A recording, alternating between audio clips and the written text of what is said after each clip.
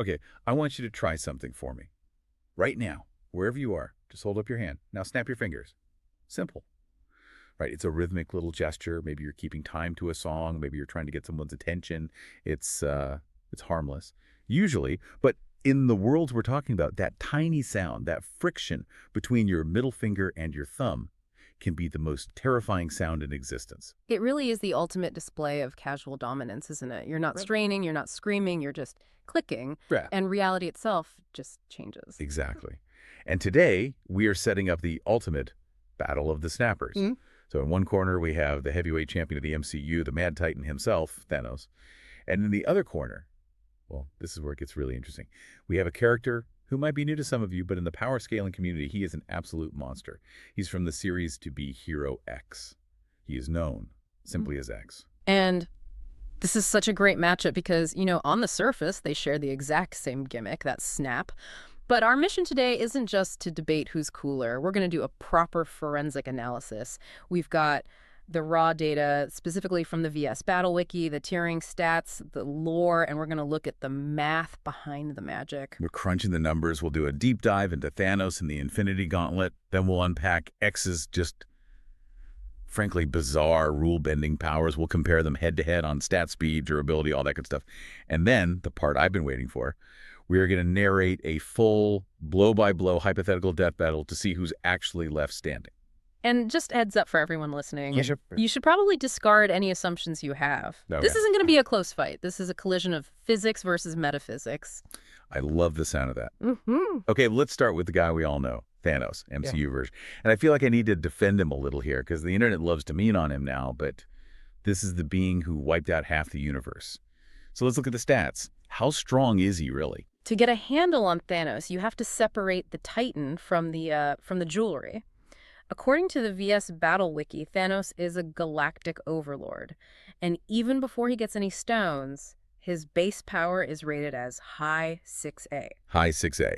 Okay, For those of us who don't have the wiki memorized, what does that look like in, practical terms? It means he's a multi-continent level threat with his bare hands. I mean, think about Infinity War. He don't use a single stone to beat the Hulk. He treated the Hulk, a walking natural disaster, like a child. Just pummeled him. He crushed the Tesseract with one hand. And remember Cap's shield. The vibranium shield, the unbreakable frisbee. Unbreakable, right. Well, Thanos' sword chopped it to pieces like it was, I don't know, plywood. That's just raw physical force. That's base Thanos. Right, so he's a tank. But let's be real, we're not here because he can punch hard. We're here because of the Infinity Gauntlet. Exactly. This is where he jumps tiers. With the full gauntlet, his attack potency shoots up to tier 3A. In the scaling world, that's defined as universe level. Universe level. That sounds like the absolute ceiling. Yeah. You can't get bigger than the universe, can you? In a physical 3D sense, you're right. He literally threatened to shred the entire universe down to its last atom and build a new one. The versatility is just insane. You've got the Power Stone, which we saw wipe the surface of planets. The Space Stone lets him create black holes, throw chunks of a moon at Tony Stark. That scene is still incredible, just plucking a moon out of orbit. But I want to talk about the Reality Stone. Because to me, this feels like his ace in the hole. He turned the Guardians' weapons into bubbles. He turned Drax into, like, a pile of blocks. Couldn't he just do that? Fight over? It's a great point. The Reality Stone lets him warp matter, rewrite the local laws of physics. Then you add the Time Stone creating loops, reversing Vision's death. He controls, the fundamental pillars of existence: space, time, reality, power, soul, and mind. So he controls the entire game board. He controls the game board of his universe. But there are limits. We have to talk about his weaknesses. The sources point out that just using all 6 stones for the snap is a feat of cosmic proportions. But it wrecked him. It permanently burned his arm, scarred him. It nearly killed him. He isn't immune to the power he's wielding. Right. It takes a serious toll.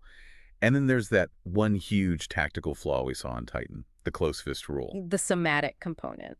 That is his Achilles heel. He has to close his fist or snap his fingers to use the stones. If you can stop his hand from closing, keep those fingers open, he's cut off from that universe level power. He's just a really, really strong brawler again. Okay, so that's our contender in the red corner. Universe level power, insane durability, but he's limited by his own body and physical gestures. Now, let's talk about the guy in the blue corner, X. Who on earth is this guy?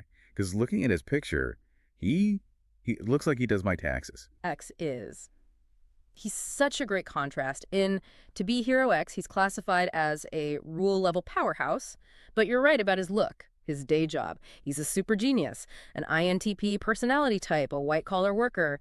He loves sweets, and his main motivation in life is that he absolutely deeply hates working overtime. Okay, now I relate to this guy. He just wants to clock out at 5 and go home. That's his whole deal.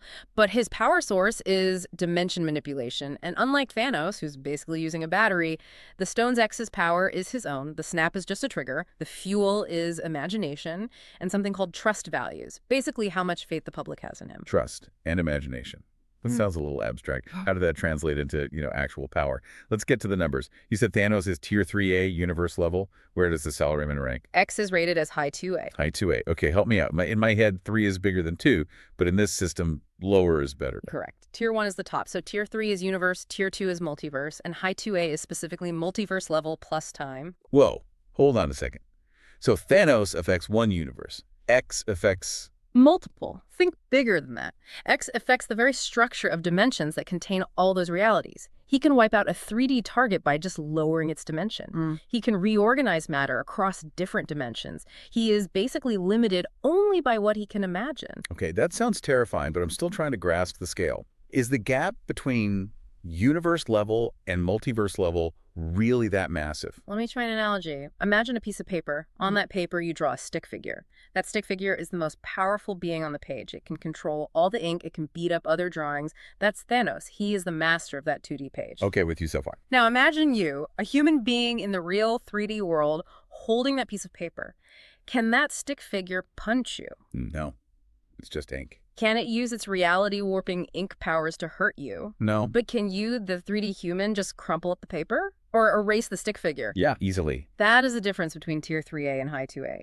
Thanos controls the ink, X controls the paper. Okay. That changes everything. That's a huge difference. Yeah. But what about speed?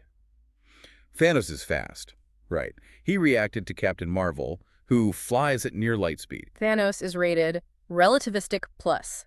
Very, very fast. He can react to things moving at or near the speed of light.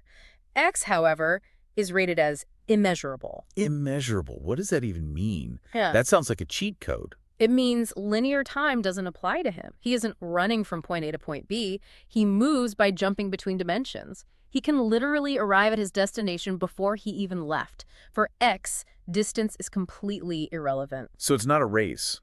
Thanos is running a 100-meter dash, and X is just already at the finish line before the starting pistol even fires. That's a pretty good way to put it, yeah. I need to hear some feats, because right now X sounds like a thought experiment. What has he actually done? Well, he's effortlessly beaten characters named the Queen and Black Soul. But the best example for this matchup, the one that really shows his power, is his fight with a huge dragon named Liang Long. A dragon. A massive threat. X's response was to simply crumple the dragon up. Crumple it, like a piece of paper. Exactly like a piece of paper. He turned a living, breathing 3D dragon into a 2D object, balled it up, and just tossed it into a river. That is so disrespectful. I love it. He literally treated a mythical beast like a rough draft. That's the core of his ability. He can rewrite causality and cognition. He views the 3D world, the world Thanos lives and breathes in, as just a flat canvas he can fold or tear or draw on. Does he have any weaknesses at all? Please tell me there's a catch. He does. His power is tied to that trust value. If the public loses faith in him, if his approval rating drops to 0, he loses his powers. And since it's based on imagination, if he can't think of a solution, he's limited. But in a one-on-one fight against a clear villain, his battery would be at 100%. Right, okay. So, we've done the tail of the tape, now let's see it happen. Let's set the stage. Death battle. Neutral ground. How about a cityscape where realities are converging, like the buildings are flickering between being solid 3D structures and flat 2D drawings, a place where both of their powers can sort of manifest? Perfect. So Thanos steps out of a space stone portal, full gauntlet. He sees X standing there, who's probably just checking his watch, annoyed that this fight is making him late for dinner. Oh, absolutely. X sighs, adjusts his tie. He sees Thanos not as a cosmic horror, but as an impediment to him getting home on time. Thanos gives his big I am inevitable speech, decides to get serious. He starts with a power stone blast, closes his fist, purple stone glows, and he fires a beam of pure cosmic energy that could crack a continent. It's a massive show of force. Against anyone in the MCU, that's probably the end of the fight. But X, he doesn't even bother to dodge. He just shifts the dimension of the attack. What happens to the beam? The 3D energy blast just passes right through him. Or, even more in character for X, he turns the beam itself into a harmless 2D cartoon drawing of a laser that just hangs in the air. The threat becomes a joke. Thanos has to be completely bewildered. He's never seen anything like this. So he escalates. He realizes pure force is useless. He thinks, fine, I'll control reality itself. He uses the reality stone to turn the ground to lava, or maybe the time stone to freeze X in place. The time stone has to work, right? It controls time. And this is the trap. X has immeasurable speed. When Thanos tries to use the time stone, X counters with causality manipulation. Before Thanos' brain can even send the signal to close his fist, X has already rewritten the scene. Wait, so Thanos is trying to close his hand, but X just edits him out. X could rewrite the space between them to be infinite, or he could rewrite the concept of closing your hand. But more simply, X operates outside of linear time. The time stone freezes things within the timeline. X just steps out of the timeline entirely. So Thanos is hitting pause on the movie, but X is standing next to him in the living room. That is the perfect analogy, yes. The climax. Thanos is smart. He knows he's outgunned. He goes for the only option left, the snap, to wipe X from existence. He raises his hand. And this is where the speed difference is the whole story. For Thanos to snap, a nerve impulse has to travel from his brain to his fingers. That takes milliseconds. To X, who moves outside of time, that's an eternity. Before Thanos' synapses can even fire, X has already acted. He snaps first. The finish. X snaps. What happens to the Mad Titan? X uses his signature move, dimensional downgrade. He takes Thanos, the armor, the gauntlet, the stones, the ego, all of it, and instantly converts him from a three-dimensional being into a two-dimensional object. He turns him into a sheet of paper. Literally, a flat 2D drawing of a very surprised-looking Thanos. And the Infinity Stones, which control the 3D universe, are now just colorful little ink splotches on that page. They have zero power. And then what? Knowing X, he probably picks up the Thanos paper, maybe folds it into a little paper airplane and just flicks it off a building, or he just crumples it up and throws it in a nearby trash can. And that's it. The Titan is erased from 3D existence. X checks his watch, realizes he can still catch his train, and heads home. Yeah, that is definitive. So the verdict is clear. The winner is X. The winner is X, and it's not even close. Okay, let's really drill down on the why here, because I can hear people yelling, but the Gauntlet can do anything. Why doesn't the I can do anything super weapon work? It can do anything within its own dimensional playground. The objective judgment here comes down to two words: dimensional superiority. The source material puts X on tier high 2A. That tier, by definition, views 3D space where Thanos and his stones exist as a toy. It goes right back to that stick figure analogy. Precisely. Thanos is the final boss of the video game. He is all-powerful inside the game's code, but X is the developer sitting at the computer. Thanos can't punch the developer. The hierarchy of existence is just too steep. And the second reason? The speed blitz. You just can't ignore it. Immeasurable speed means X can act before time even begins to progress for Thanos. Thanos would be a statue from X's perspective. He would never ever get that snap off. It's a classic stat stomp. And the paper argument is the finisher. It's the one-shot kill that bypasses durability entirely. Thanos can take a punch from the Hulk. He can survive cosmic energy blasts. But his stats page lists no defense against dimensional downgrading. He has no resistance to being turned into a cartoon. His toughness is irrelevant because X isn't hurting him. He's changing the very format of his existence. It's a complete mismatch. You know, we think of Thanos as this ultimate power, the Genghis Khan of the universe. But there's always a bigger fish. Or in this case, a bigger imagination. It really shows the difference in how power is scaled. You have Western comics that often focus on physical force and energy, and then you have this type of conceptual metaphysical power. Thanos fights with physics. X fights with the rules that govern physics. Which brings us to our final thought. I want to leave everyone with something to chew on now that we've mentally thrown Thanos in the recycling bin. Thanos fights for balance. But his vision of balance is, it's nihilistic. It's a cold, hard calculation. Half of everything must die. It's cynical math. X, on the other hand, fights based on trust and imagination. His power comes from belief and his own creativity. Right. He wins because he can think outside the box, literally. The dimensional box. Exactly. So in this battle, we saw imagination and belief just completely dismantle nihilism and raw, cynical force.